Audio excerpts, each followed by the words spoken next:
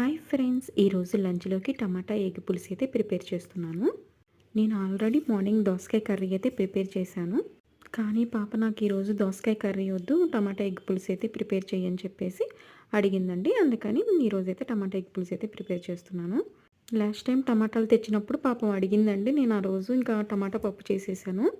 ఇంకా చేయలేదు. సరే ఇవాళైనా అడిగింది కదా అని చెప్పేసి ఇంకా దోసకాయ ఉన్నా కూడా టమాటా ఎగ్ పులుసు అయితే ప్రిపేర్ చేస్తున్నాను. ఇంకా తన వరకే కదండి, నేను కొంచెమే ప్రిపేర్ చేశాను. నేను ఎక్కువగా అన్ని కర్రీస్ కుక్కర్లోనే ప్రిపేర్ చేస్తానండి. ఏదో 1, 2 నార్మల్గా చేస్తాను.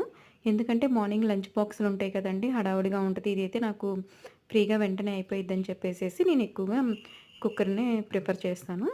ఎగ్ అయితే నేను ముందుగానే ఉడకపెట్టేసుకున్నానండి. ఇంకా కర్రీ అయిపోగానే ఇంకా దాంట్లో వేసేసి ఒకసారి కలిపేసేసుకున్నాను. పాప అయితే తింటుంది.